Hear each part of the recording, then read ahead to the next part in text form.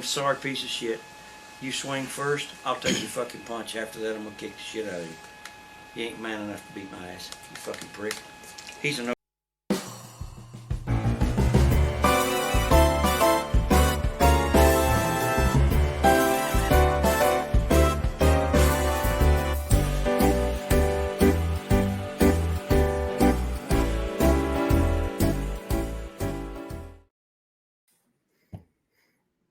I always like to, as you know, I always like keep you on, kind of off guard with the, or on guard, I guess, with on guard, right?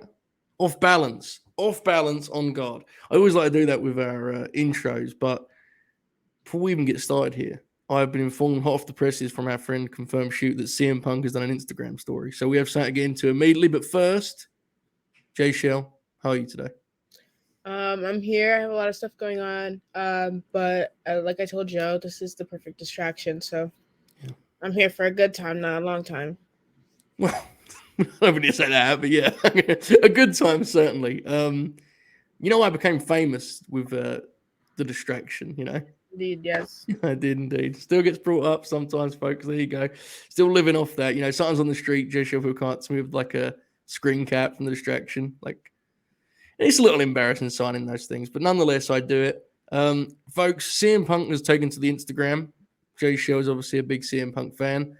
Before I read this to you, Jaychele, are you aware of what today's story has been? What's the story?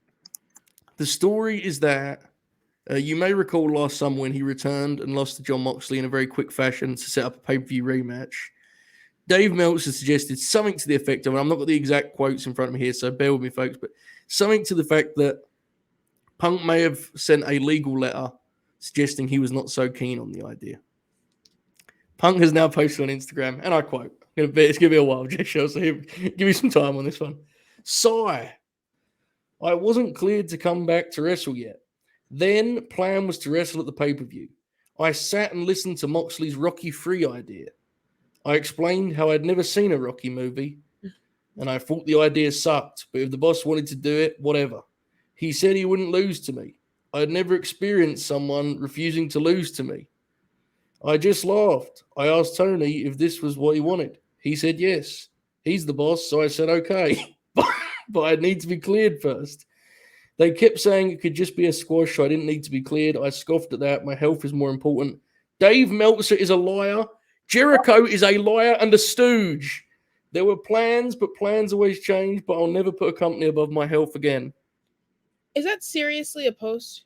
Oh my God, that's an Instagram story. And it's literally like this. I don't know if you can see this, but it's literally just a war of text. Oh my God. Chris Jericho is a liar. Jericho, that's Jericho's got the full fuck me, what did I do? Oh dear God. Wow. Where does one go? Jaychele, your immediate response to a war of text on the Instagrams? He's crazy. He might be. Well, after like Chris Jericho was like trying to play nice too. Oh yeah, that wasn't gonna fly, was it? That was never gonna go down well. That's crazy. After they covered up his face and everything with the tables. I was gonna say this really does. I don't know where. Maybe I'm overreacting, but this feels like a blow to the kind of increase in belief that he was returning, doesn't it?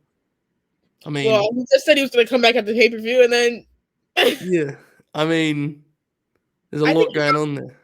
I'm not gonna lie. That post sounds like he's on the drugs. Well, if there's one thing I'm confident on, it's that he's not that. But I understand the assumption. Dave Meltzer is a liar. Jericho is a liar and a stooge. Double dipped on Jericho. You got to admit, I know you're not a big fan. Kind of beast though. The Jericho part's kind of beast. Liar and a stooge is crazy. Well, I support the Jericho piece. Yeah. Okay. What about the? What about when he said, "I thought the idea sucked"? At least he's honest, I guess, right? Yeah, I'm intrigued by. I kind of was always interested as to where that idea came from, and there was a story at the time it was Moxley's idea, so I guess he's just confirmed that. But now we know that he thought it sucked too, which is pretty interesting. Also, he's never seen a Rocky film, Jaychele, so maybe you two aren't as different as you think. Maybe, just maybe. I don't know. But anyway, folks, we're back. Can Can you explain what happens in Rocky 3? Yes, he basically he loses the quote Eye of the Tiger, and he gets defeated by Clubber Lang, who is Mr. T. And then he kind of goes, gets back to his roots, trains, gets ready, and wins the rematch. But sorry, folks, it's a spoiler there, but it's Rocky 3. It was 40 years ago. What are you gonna do? Hulk Hogan's in that film too, so you'd probably be a fan.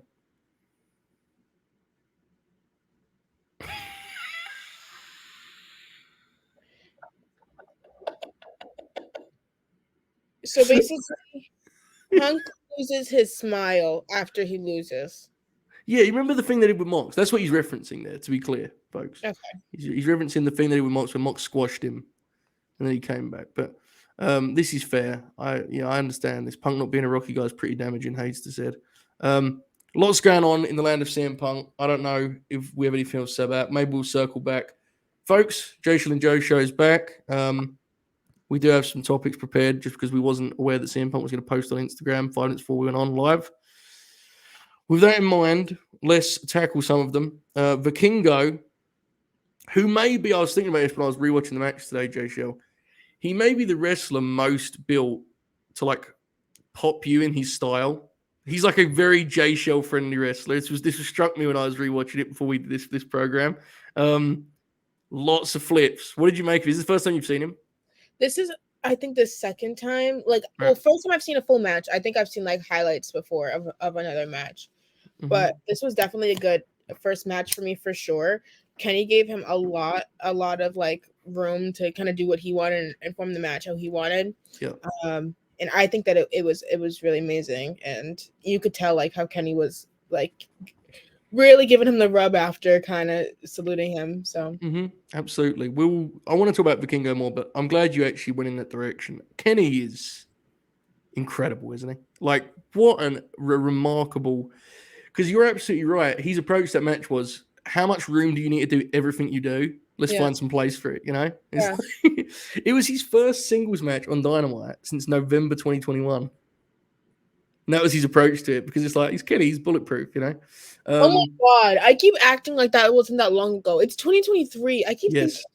Well, in your defense, last night they showed some clips from this year, and they also AEW forgot it was 2023 also and put 2022 on all of them, which popped me quite a bit. But yeah, amazing Kenny performance for sure.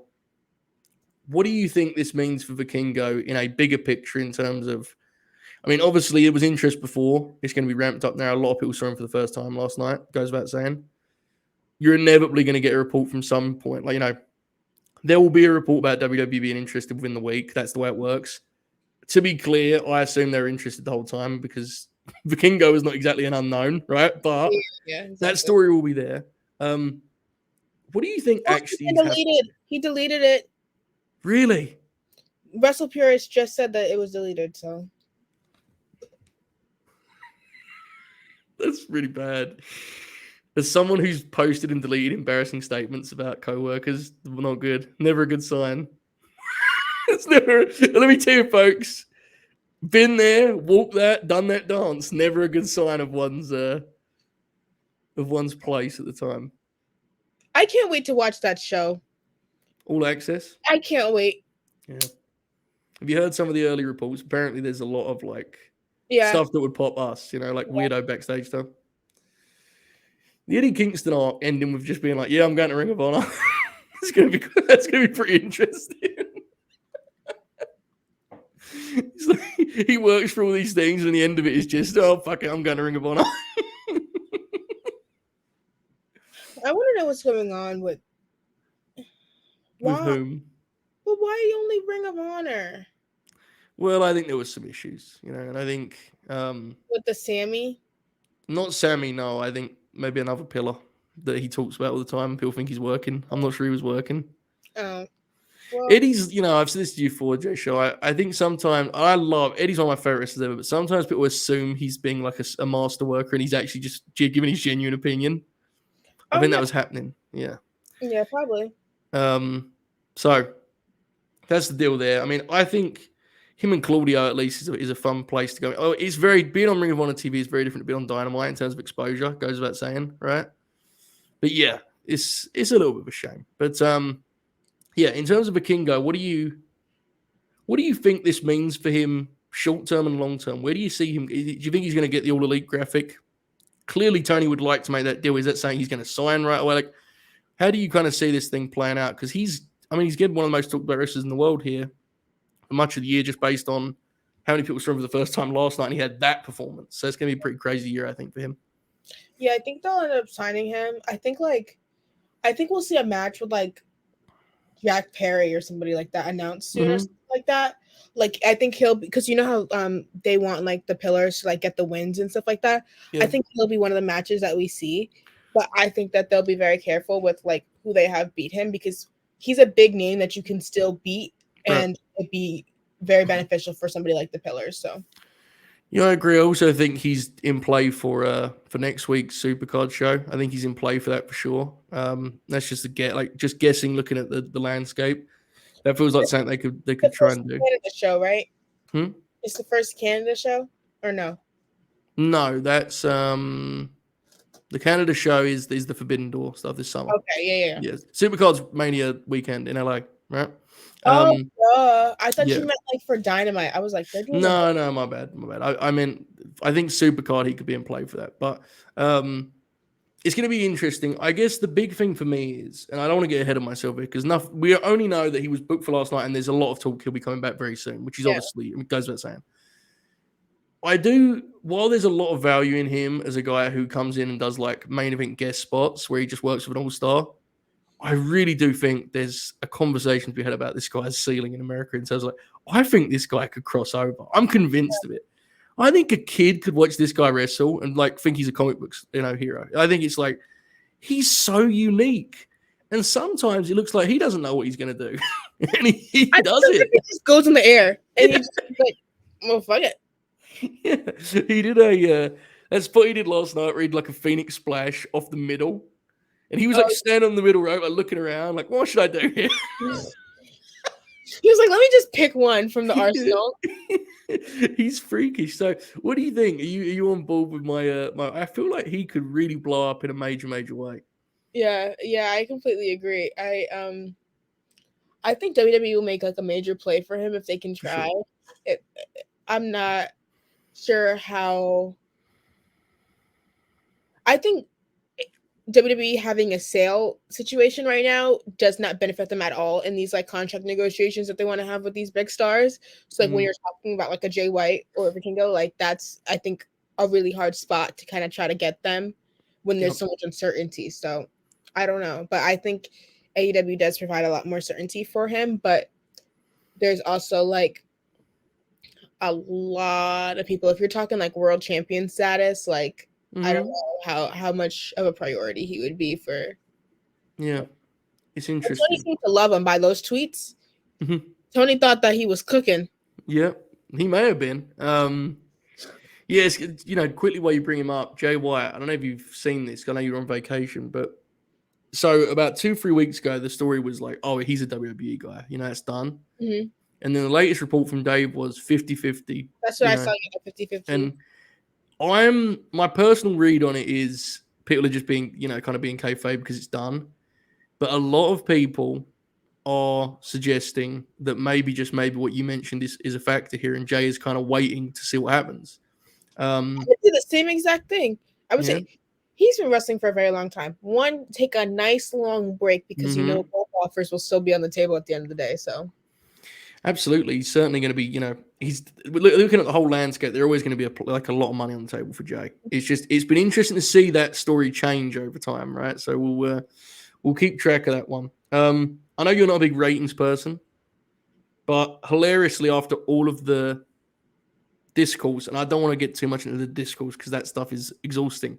But hilariously, this main event drew like super well, and is one of the only Dynamites where the viewership went up for the main event, which is an incredible conclusion to this story.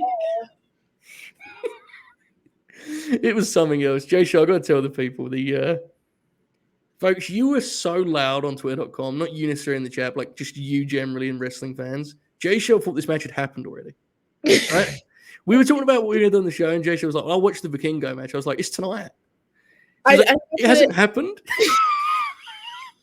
Jaychele was on vacation and saw so many tweets about Vikingo that she assumed he must have at least wrestled. Yeah, I was like, well, the match was already happened. Like, I gotta go back and like catch it because I was like, oh well, like they're all talking about it. I also think an element of this like has to be just like racism because like Probably. if you look at who they say like, oh, who's this person about? It is always the people who are not white. Mhm. So how can we fix that? WWE Universe, I definitely think merchants. I don't know what is the solution for that. I definitely think that if you're someone who's like paid prominently to cover professional wrestling, logging on Twitter and being like, I don't know who the fuck Vikingo is. It's probably not the own you think it is. You know, like look, man. Some people embarrass themselves for this thing, and again, it's not. I don't want to overstay because it's the discourse. Who cares ultimately? But the biggest thing that was a disconnect here for me was it was like there is a conversation to be had, and we've had it before, Jaychele, about them assuming everyone knows everything. AEW sometimes does that, and it's a flaw. But the obvious thing with Vikingo was you just need to let him wrestle. This was the perfect way to debut him because people will see him and then they'll fall in love with him. There was no reason to do anything more than that. Yeah. And I just think people misread this completely. This was always going to be a smash hit for him because Kenny was the perfect guy to let him do his thing, and he did. Yeah. And now look, you know. So yeah, it was a sometimes I think people are making bigger points and are using the wrong examples to make them. Yes, Jaychele. It's a parade inside the city. Yeah. Yeah, exactly.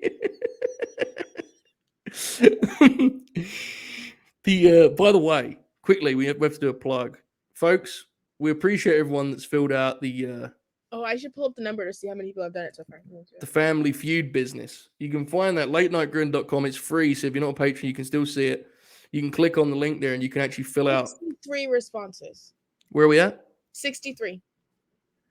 You got to say they're pretty good, these grinners, aren't they? I mean, they are pretty good. Like, we both know there are bigger platforms that have a much smaller response rate than that. You know, like, that's pretty good. Yeah, 63 people. Let's do the survey. Yeah. Which is very, very cool. So that'll be next Wednesday, or this Wednesday, I guess now. It's coming up now. So very, very exciting. Anything else on Vikingo, Kenny, all that business, Jaychele? I think I'm set. What did you make of the elite law, so to speak? You know, the Young Bucks were taken out. We think it was the Blackpool Combat Club, but we do not know. We do not know. And Don Callis is many things, especially suspicious. He's a sneaky motherfucker. He is in more ways than one. Very, very suspicious character. What do you think? Who do you reckon took out the Bucks? You think it was the Combat Club? Or do you think Don Callis is cooking something? I think Don Callis is working with the Blackpool Combat Club. My God. Then would they rename them like the Winnipeg Combat? Could you imagine? He claims that. It's either that or I feel like he's just focused on isolating Kenny and he's done with the Bucks. Yeah, that's what I think it is. But the interesting factor is Takeshita. Because Callis he's got Takeshita on board. But that's separate from this, so we haven't connected them on TV. But naturally, your brain kind of goes, well, hold on, where does he fit into all this? Are we going to go Stokely? Sorry. Oh, yes, for sure. Let's do it now. Just quickly before we do, Cody resubscribed, been with us for 10 whole months, and said, put this towards the Oracle laptop fund. I'm trying my best on that. We're trying to force It's really old, and he does this bit that I'm not quite sure is a bit, but his thing will freeze, and he'll go, sorry, folks, need a little laptop. And it's like, yeah, man, like... Let's get to working on that. You know, I'm trying. You know me, Jaychele. I'm trying. You know, but yeah. It's Oracle. You know, yes, Dukes. Game night is now Wednesday after Dynamite. This, you know, the next Dynamite coming up. Because there's too much wrestling on Thursday. We're going to do Thursday and then a lot. How great was Stokely Hathaway last night with Hook? What a performance he put in. Oh my goodness. It was great. Incredible effort. What was the highlight for you? The Wingstop receipt? It was when he was on the outside and he tried to do like a running kick or something like that. And like, caught him. And just... It reminded me of, there's an old tale, Jay Show. J.J. Dillon used to manage the Four Horsemen. And he was a wrestler before that. And he did one of those matches where he wrestled a wrestler as a manager. And he wrestled as a wrestler. He did his normal thing. And he went back through the curtain. And the booker was like, what did you do out there? You wrestled like a normal wrestler. You should wrestle like a manager. And Stokely nailed that. Because Stokely's trained. He knows what he's doing. Yeah. But he wrestled like someone who'd never run before. That is an art form, you know? Like, that's completely without ego. So, he killed it. One of my favorite parts was when they're like the whole firm is in the back and he goes, he doesn't know hardcore. We didn't teach him hardcore. They've made the most of that. You know, like that act is obviously it was never going to be a main event act for long. Oh, but they've adjusted well. My favorite top of the charts was his gear. Africa. Oh yeah, for sure, yeah. Yeah, and his announcement, the ring announcer said, he's smaller than all the men he represents, but he has the heart of a lion. He's wonderful. Did I ever tell you? I don't know if my Twitter saw. I saw him outside of one of the AEW shows I went to. Did I ever say it? I don't know. I literally was like, "There's no way that's Stokely Hathaway," and then I saw his big bald head, and I said, "That's definitely Stokely." Good Lord, my God! Side. Yeah, this was very funny. There was a very funny post-match deal that was posted. Yeah. What do we think's next for him? Because you'd assume that when this Hook business is done, the firm will kind of conclude, you know, like naturally so. What do you think who would be the ideal big get for Stoke? Like, what would it be? Would it be him taking Hobbs away from QTV? What would be the play? Because that was a lot of people wanted him with Hobbs, and I kind of said no because I wanted Hobbs on his own. And now I've seen what he's in. I'm like, yeah, put him with Stokely. Play in Air Fox. My God. But would they be turning heel or would he be turning babyface? What are you thinking? He could be a babyface in all seriousness. I mean, people love him. He's a babyface, low key. He's like Nyla. Like he can. Yeah. But I think that it would be interesting to turn them heel. I think that's an interesting like character development for them. I think they could probably use it too. It'd be interesting. Yeah, it would be a good thing for them in their development, definitely. Like it would definitely test those guys in ring too, right? Like changing their style that way. I thought they had a pretty good showing again last night. Top Flight they're getting along, they're moving along now. You know, you can tell that they're climbing.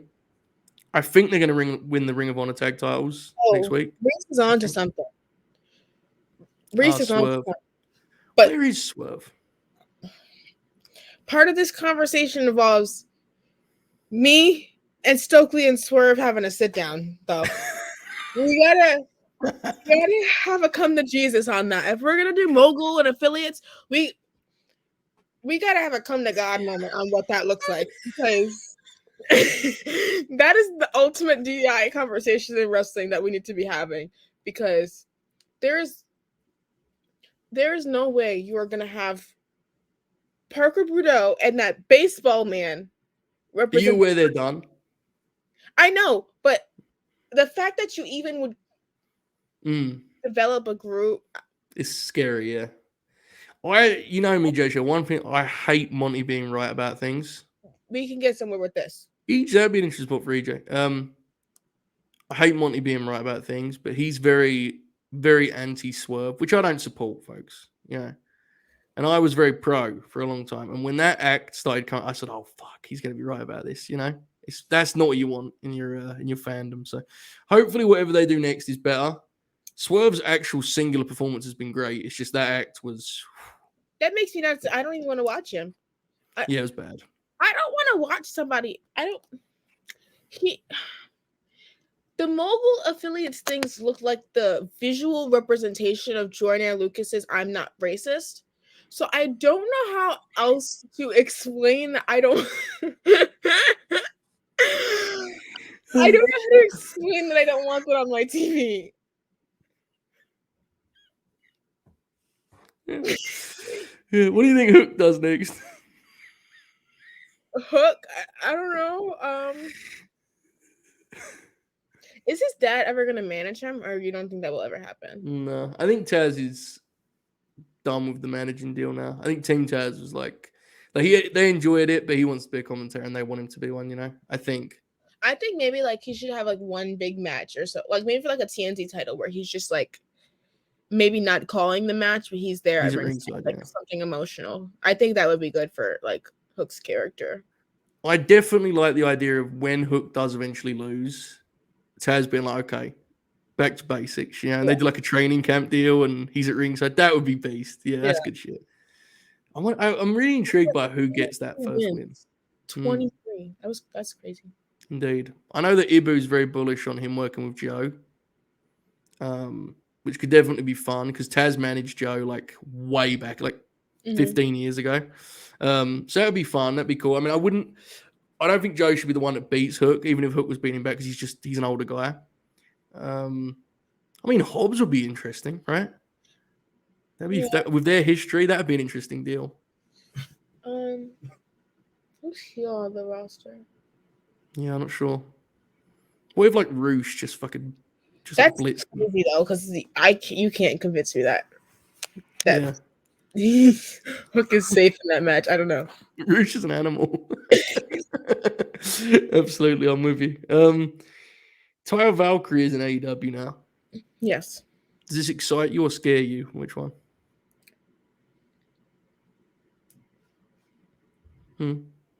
I don't know. Me either. Yeah, neither. Because what is she gonna do? Like after Jade, like what is gonna happen? Well, let's not go after Jade. Let's stop there and just say that Jade match could be a ride, right? That could be something. Is she a Ring of Honor talent, you think? Yeah.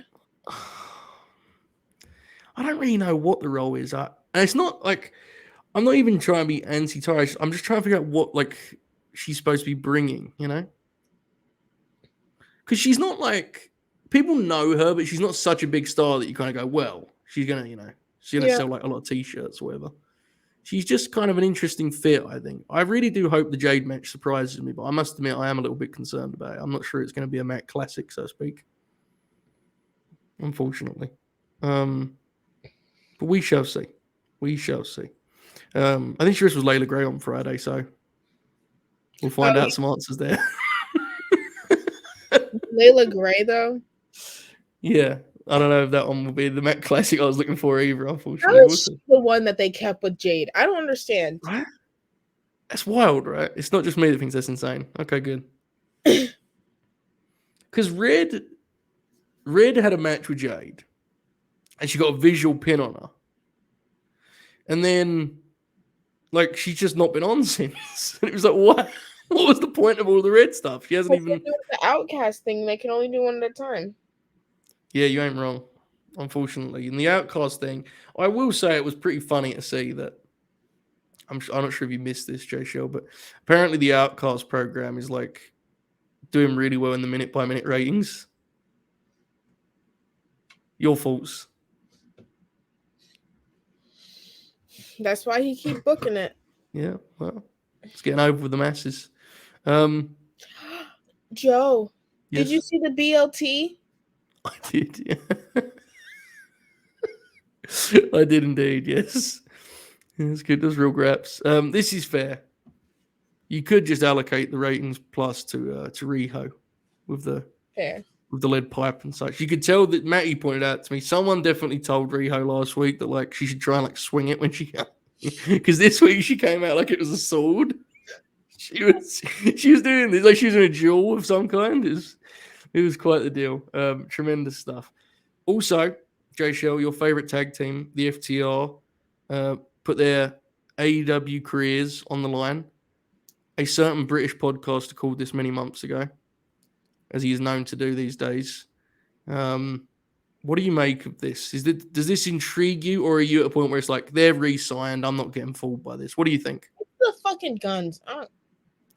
Is that what it is? Just the guns? No hand wave? Yeah. So I don't know how to tell you this.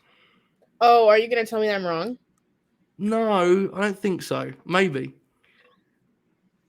They might be good, I've been thinking about it a lot. I was watching them last night, and Austin Gunn was doing that gun motion he does. And I thought to myself, these fellas might be figuring it out. And then I texted out in the Jack Crosby Confirm Shoot group chat and said the Guns have figured it out. And I went on Cage Match and it was like a 4.8 out of 10 or something like that with Top Flight. And I was like, well, maybe I just pretended. I think I'm so desperate to enjoy this career versus title thing that I've like convinced myself that I like their work. I think that's where I'm at. Which, you get what you get, I suppose.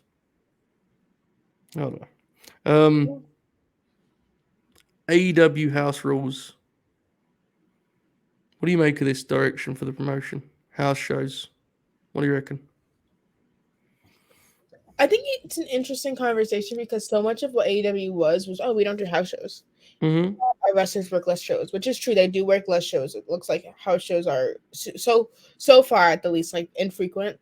But I think that they should at least, if they're gonna be doing like this kind of like continuing of stories where they did like the Orange Cassidy Darby Allin thing, Right.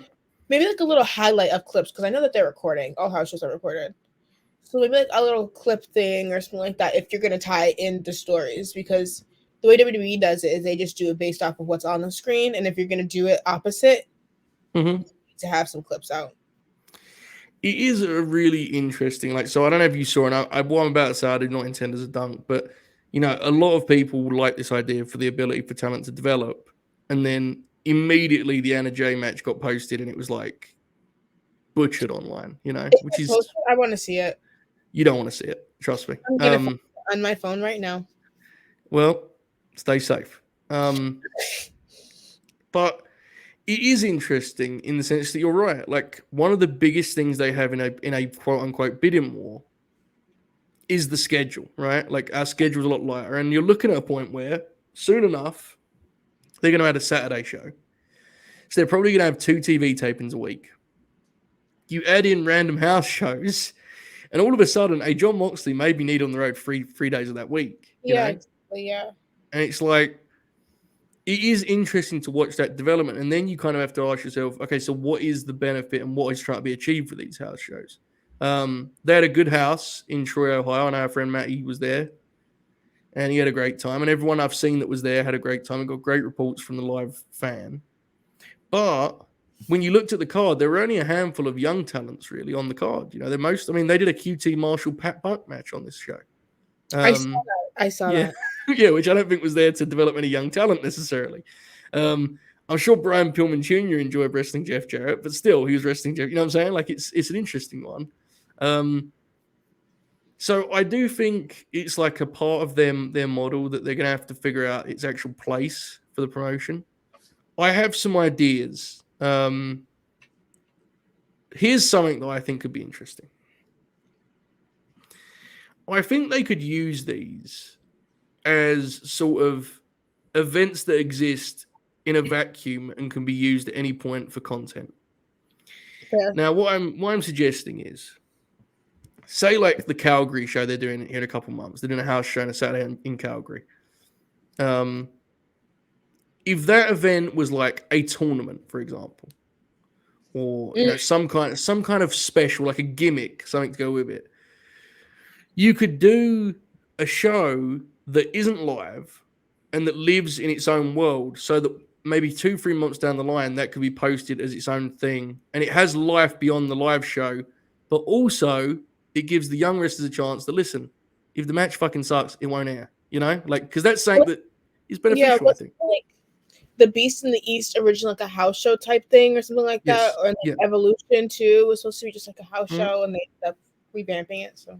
Yeah, like that Beast in the East is a good example. Beast in the East, but like imagine that without the live element, like just tape it, like something that has that kind of novelty. Because the idea would be the talent could approach it the same way as a house show. It's just it would be used down the line, which I think could add some more content they could sell. Yes, Jaychele. If they were to like actually get a content platform, they could do the Owen on a streaming service through like the house shows, and it would be longer matches that are like more of what people are expecting as well. Yeah, and like to be totally honest, I'm not a massive. I love house shows, but I'm not a massive proponent of them for this promotion because I just don't know if it's the best fit. One idea that crossed my mind a while back was doing something at Daly's Place, where it's kind of like, what would be the best way to put it? But it's more of a community event And that's where the young wrestlers get a chance to wrestle their match without having to worry about, the kind of cameras and the critics and so on and so forth. Because obviously you own that building, and you would assume if you had like a John Moxley doing an autograph signing, you could draw a decent house. And you run like a monthly event at home at Daly's place, and the card is full of just young guys. Like it's an actual, it's like an actual. You could even brand them that way.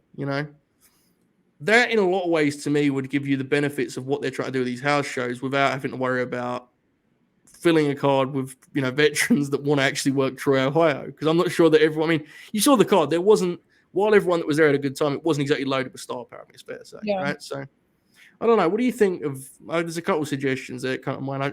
I'm just trying to figure out its place in AEW's model. I guess it's an interesting one to kick around. Yeah, I think it's interesting because they basically do a house show right before every Dynamite and Rampage too.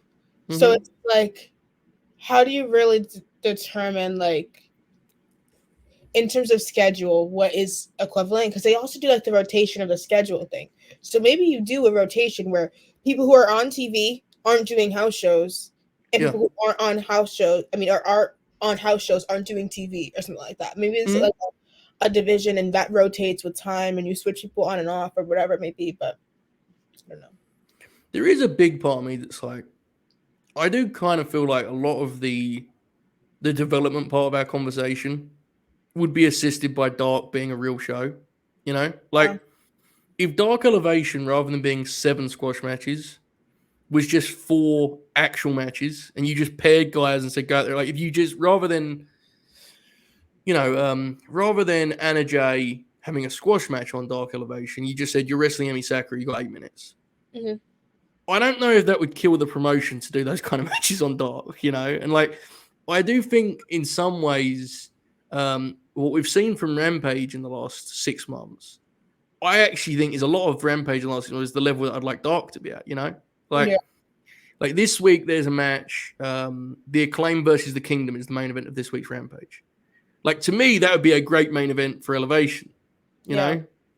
But because Rampage has slipped, like the Dark I don't even really know what they achieve at this point in a lot of ways, I'm not sure. They achieve wins and losses. They do, but they don't even really they don't do the rankings anymore. That's the part of that even makes it even weirder, right? Before, Dark was a way to manipulate the rankings, basically. Yeah. And now it's like... Now it's just a way to get people out in front of people and say you were out in front of people.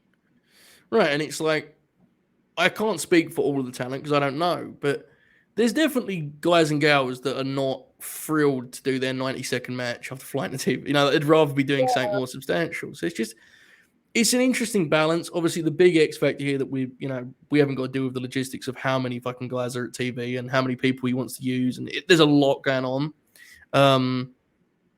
But I do think there's like moving pieces here that could be locked in, and actually they could overlap and achieve the same thing if used correctly. Mm-hmm. Like, this is something that I think is worth looking into. Cody says brand the house shows as ROH, the star player isn't expected. I do think Ring of Honor could be a massive asset in this regard. I'm not convinced, as much as I enjoy the show, I'm not convinced that the best way to develop talent with Ring of Honor is a TV taping system, where you work one weekend for 2 months and it's like, that's my Ring of Honor stuff done. It feels like an event system there would help a lot, but how do you do that without losing a lot of money? I don't know, because Ring of Honor is not going to draw too well on the road, obviously. So I'm not sure. What do you make of the Ring of Honor thing? How do you think the best way to roll that is? Because right now the shows are getting critical acclaim, but I don't know how many people are actually watching the TV, unfortunately. I don't really know. I don't have a Ring of Honor subscription still. So just hasn't been besides the Athena Willow match, it hasn't been priority viewing for me, really. No, yeah, most people are in your boat. I mean, Tony, every Thursday my timeline is filled with about Ring of Honor. But Tony said they have 12,000 subscribers. And it's like, that's the most Honor Club's ever had. But it's still 12,000. It's like, it gives you a lot of perspective on, you see people talking about a match, you'll see me talking about Athena and Willow, and it's like, oh, this looks... But there's very few of us watching it closely. And let me be clear, folks. I'm not critiquing the show because I really enjoy the show, and I think it's a fun wrestling show. But I'm just not convinced that this is the ideal or optimal format for Ring of Honor's revamp. You know, like because I think more people are going to watch the pay per view than the TV, which is kind of a weird dynamic, right? It's a I mean, I strange would do balance. the same. Yeah, most people will. Yeah. And this is, Cody brings up, this is kind of what I was headed towards. He says the NXT system is nice because they just run small venues over Florida to help season the younger talent.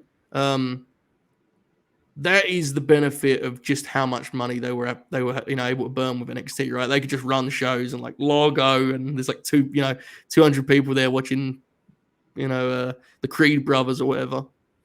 I mean, the other option that they had was like to partner with like an indie or something like that. And they did that. And I think the option for the indie probably would have been GCW, which makes things incredibly interesting now. Yeah, that weren't happening, was it? I think from what I could gather, because we talked about it a lot back then, right? Like the idea of having like an official indie partner that you could send guys to. I think the schedule was the concern in terms of like, indie promotions, especially nowadays, don't run at a great rate. But the answer to that would be, when are these house shows ever going to get to the point where you're running a lot of them, right? Like right now, it looks like they're going to be kind of monthly events. So yeah, it's a weird one. They've got a lot of young talent. One of those we'll get into in a different manner now, but we'll continue to kind of, this is something we've talked about a lot over the last year. So it'll be interesting to see their kind of latest approaches. One of the younger guys who has recently been re-emphasized after kind of falling in the background a little bit is Daniel Garcia. Yeah. Big segment for him last night. Leather jacket, shades, out there rocking it. He set up his match with Adam Cole, Bay. What did you make of the segment, and are you excited for the match, Jaychele? Yeah, I'm excited. It was his first big standalone promo segment, and I feel like he actually did really good. He did better than I would have expected him to be honest. I think he's gotten a lot of confidence, and the pro wrestler slip moment was great, and he sold it great too. Mm-hmm. I think there's a lot of development there, even though he's not on TV like he should be, or wrestling like he should be. I still think that he's gonna pull out a great match. Yeah, I agree. I'm a big fan, and I think his promos have been really fun over the last year, and I think he hasn't got enough credit, but I still don't know if I would have been confident in him in that setting, right? Like, if you'd have told me that's what you were going to do, I'm like, yeah, he's going to go there in a live mic and lead this segment, I'd have been like, well, I don't know if we need to do that. He killed it. I'm with you. I thought he really over-delivered in that setting. The confidence was noticeable. He's really getting comfortable. The JAS thing has had a lot of, it's had its ups and downs for Garcia. And there's a big part of me that's still like, I wish he'd have gotten out of the group when they were teasing it. Yeah. But it could be one of those things where he's a better performer in the long run for this experience. He's still 24, I give a flying fuck. I'm not giving Jericho no credit. I understand, but CM Punk has deleted his Instagram story, so you don't have to stand in unity with Punk anymore, Jaychele. You could be a pro Jericho fan, Oh no. No, I'm with you. I get it. It's interesting to watch him develop, and I think he's one of their best. I honestly think he's one of their most exciting talents, and he's such a smart wrestler. Really, really ahead of his years in that regard. But as for Adam Cole, it's been a long ramp up for this match. He came back on January 11th, I believe. Almost a 3-month build up for this return match. Whoa, that's crazy. Yeah, which is interesting. Now, what is in your view anyway, is it as simple as he's the guy, he's the one who's going to beat Max after all? Where do you think he slots in as a babyface? Based on that facial reaction, I'm going to suggest you don't think that. Where do you think he slots? Because he's beloved, right? It goes without saying. Yeah. And as a babyface, it does feel like there's he could kind of climb quickly here. What do you think? I think he could climb, but I don't think he's going to beat MJF. I don't think he's... Who do you think he is?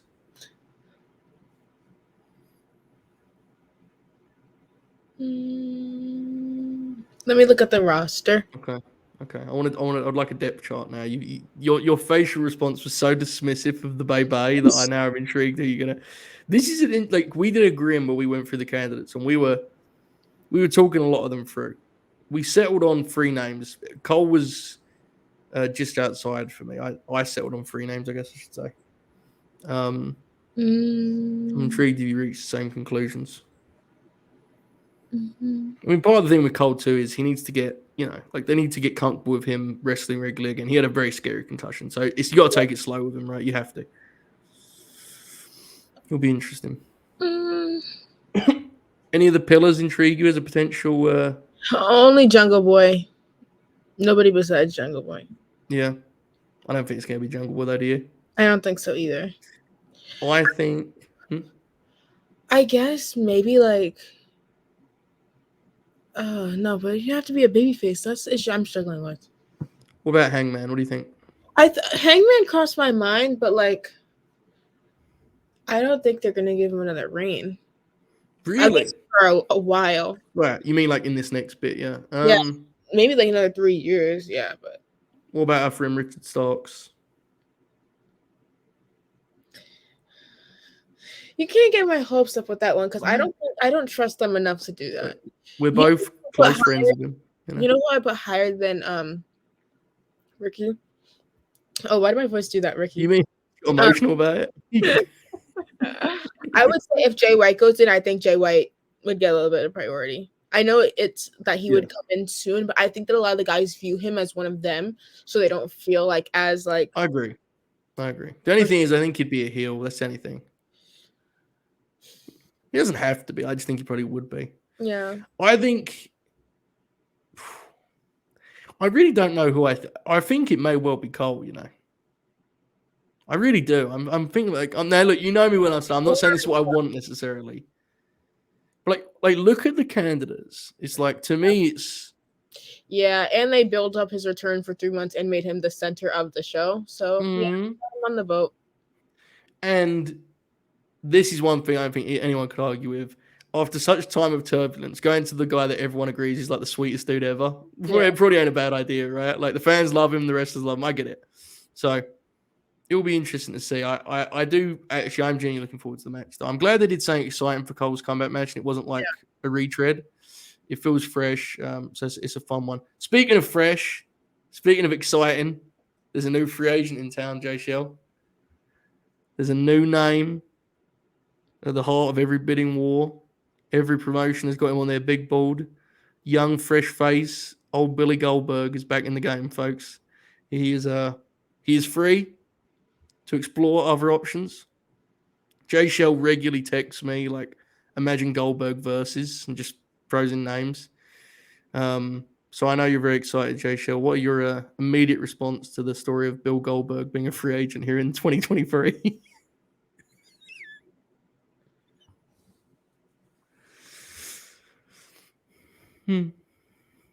Yeah, I understand. Fair, maybe. Well, that's a little much.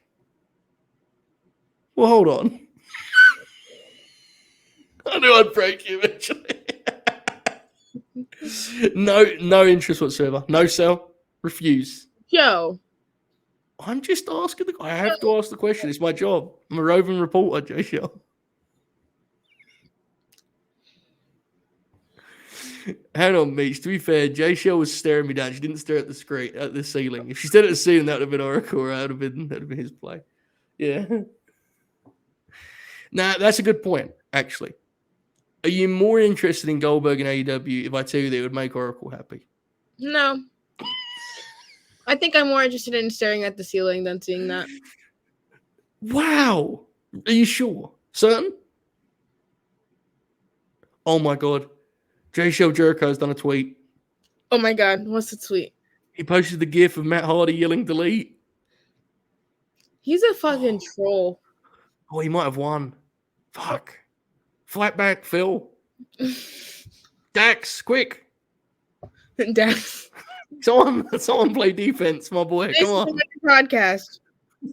Dax just replies, go fuck yourself. GFY. Yeah. Do you remember that? When Jericho's new thing was GFY and he had a shirt and then that guy, that asshole yelled something at Mox and he just went, go fuck yourself. He just killed his gimmick dead. He just said it on TV. Yeah, that was good stuff. I understand your hesitation with with old Billy Goldberg. Would you accept? No, What if it's what Sting wanted for his retirement match? that's not. But like say he wanted to play with Goldberg, or like, he wanted to have him on his team. Fair. All right, that's fine. I accept this. Okay, let's wrap here with some broad strokes Mania talk. Last year, you went nuts on Mania Week. You worked a dangerous pace.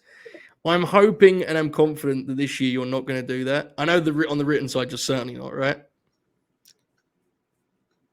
I don't do that no more. The amount of shows you watched, it was unhealthy. If I'm going to watch a show like that, I think I must receive a rate of at least $200 per show now. So you're not watching them shows.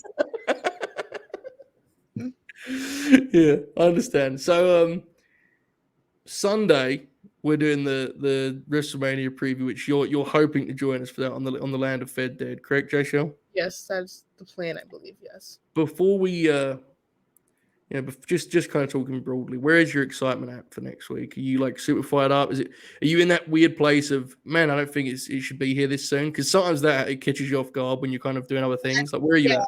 I think that's kind of where I am, where like I'm excited, but I'm not exactly like completely comprehending that like that's where we are in time. I don't know. It feels very weird, but I think I'm at like an 8 in terms of the card. Mm-hmm. So yeah, I'm pretty hopeful. We'll see.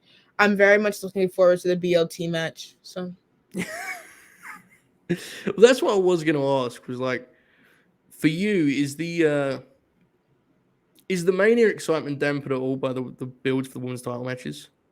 Because they've been kind of missing on that front, I want you to name the last women's match at WrestleMania that had a good build. Yeah, you're not wrong. What would it actually be? Good Lord. Becky at Mania in the 3-way. But even that, though, you had the Charlotte thing, Joe, that is the closest you're gonna get, Joe.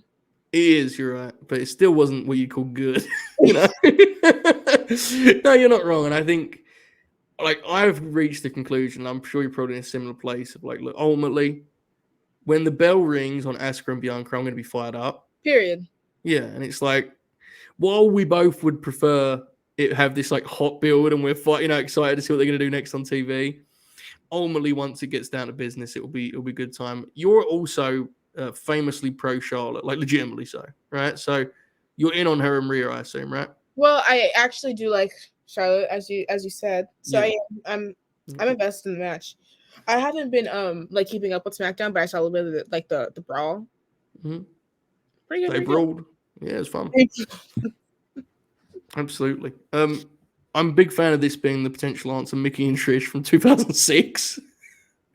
It might be the actual answer, which is incredible. Because I don't think there would have been anything.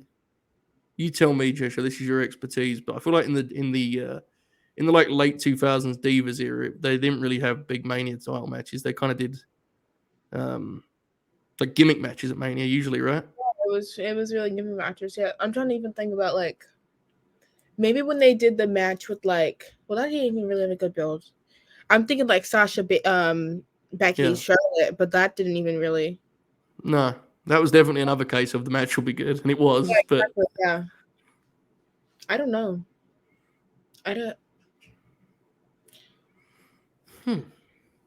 This is kind of unfortunate. I thought there's not an actual answer since that match that Cody said.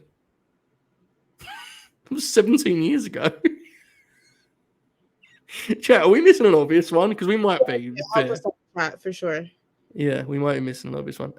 So Mania, we're both excited. I'm very excited for it to be a very good show. What else are you checking out on that weekend? Are you going to do the Ring of Honor show and that's it, or are you going to look at that Impact show? What are you thinking? I'm gonna do a little check of some different indie companies. I'll probably pop my head in on some stuff, but I know the Ring of Honor show for sure. Yes. I'll probably look and see if like Big Gay Brunch is anything spectacular or something like that. But I don't watch too many of the GCW shows as. Yeah. obviously, but something like that, I'll kind of peek ahead in. Mm-hmm. What's the Yeah. women's four-way? I know Mickey's in it, and Yeah, let me find that. I actually want to look at that show because I this think does look a good show. Giselle Shaw, Miyu, I think is in Yes, it, Yamashita's in it, yeah. and maybe Deanna. Let's have a look. Let's have a look at this card here. Multiverse United, I believe it's called. This will be the last thing we do here, folks. Okay, so this is the Thursday. We have Josh Alexander and Kushida. Pretty fucking good. Speedball Mike Bailey versus Hiroshi Tanahashi. An insane match because Ospreay got injured. So Yeah, he Tanahashi is in it. Yeah. Moose, well, can't win them all. Kenta versus Minoru Suzuki for the Strong Openweight Championship. On an Impact show, that's kind of insane. Four-way tag, Bullet Club versus Aussie Open. Bullet Club being Ace Austin and Chris Bay, I should know. Versus Aussie Open versus the Motor City Machine Guns versus TMDK. I actually want to watch that. Yeah, the four-way, you got it. Deanna, Mickey, Giselle, and Miyu. Yeah. It's pretty good. And it's at the Globe, too. The the place where they have PWG now? Oh, yeah. Cool setting. So, and actually, I might actually do a grin along for that show. It depends what time, because I think that show starts like fucking 10 Eastern and shit. West Coast time, so it's going to be crazy. What have they announced for Ring of Honor? They haven't announced it, but they're doing Eddie and Claudio. Yeah. Joe and Mark Briscoe's announced. Oh, really? I'm Ring of Honor enough to. Yeah, no, it's been under the radar. I get it. They're doing Athena and Yuka Sakazaki. Yeah. And they're doing a ladder match for the tag titles. The I only did see team, that. yeah, the only Lucha Bros, exactly, yeah. And I think it's going to be, I think Aussie Open are going to work that. Mhm. I think Top Fly are going to work that. Yeah. And one other team, which I forget now, but yeah, I think the Kingdom are going to be in it. I'd assume, right? I'd guess they'll be in it. So. Oh yeah. So and Wheeler Uta's wrestling Shibata too. So Supercard looks pretty sweet. Actually, the big matches on that show look really exciting. So hopefully they fill out the undercard with some good stuff because the main event stuff looks really. They'll probably do a Willow match. Oh, I think so. Yeah, I mean Willow's going to be the one who beats Athena, right? It feels like that seems like what they're going to say. I have literally been saying that. What? I don't know what you're talking about. That's the first time it's ever been said on this show. But you've never said that, and I've never explained why it shouldn't happen. No, that's never happened. What are you talking about? So when the match does happen, I'm going to get the purple hair wax that goes in curly hair, and I'm going to look like Willow. That's tremendous. This might actually be what I do because Trish is going to push on TV. Oh, she really? Yeah, she beat Billy. Yeah, and she beat Madison Rain, the coach. So she's kind of rolling on Ring of Honor too. She's doing awesome too. Like she's really translated well to their show. So, yeah, good stuff. Hopefully she gets a chance to wrestle too. She's a good camera wrestler. Yes, factual. She's just a damn good wrestler, frankly. She's really she's like really polished, you know? Yeah. Really, really polished. Okay. Jaychele. We are done here with another week of the Jaychele and Joe show. Probably next week. We probably won't do this show because we're going to be doing other stuff, right? It's going to be a little chaotic. Yeah. But Grin Game Night, Family Feud, it's all ready to go. All systems go. Any final thoughts, plugs, promotions, so on and so forth? Just fill out the Family Feud survey. If you haven't already, I'm sure people who are watching this probably already have. And just tune in for game night. I think it's gonna be really interesting. We're gonna have Dylan as the scorekeeper again, because I'm not gonna be good with those points. I'm solely gonna focus on making the slides work to show the answers. So fair. Are you gonna regularly say survey says and point to the yeah, good. That's important to me. Yeah. So one more time, folks, because I'm not gonna be here on Twitch for a couple days. So Saturday, 6 Eastern, WrestleMania 19 Grin Along. Myself, Bob, and maybe a couple of others are going to come together and watch WrestleMania 19. It's going to kick off our festivities. Sunday, Fleet Week and Fed Dead. This week's Fed Dead will be the WrestleMania preview, which myself, I'll be on, and maybe Jaychele too. Tuesday, Deciding the Decade WrestleMania. Wednesday, Grin Game Night. Friday, the Late Night Grin itself, following Supercard of Honor. And then Saturday and Sunday WrestleMania reviews. But first, before all of that, tonight, the flagship, 9 Eastern, episode 83, The Ultimate Grin. Why is it The Ultimate Grin, Jaychele? Thanks for asking. It is because tonight, after getting together and talking about professional wrestling, myself, Matty, Manny, and Bob will put together our ultimate all-time WrestleMania card. So there is lots going on here in the land of the grins. So we appreciate you folks. Hopefully enjoying us on one of those 15 million shows that I just run down. Also, go back and watch Grin Grappler Sting because that was awesome. God bless. Keep grinning. CM Punk, post another Instagram story, please. Oh my God. Someone fight back on his behalf. He needs your help. Enjoy this outro. Bye.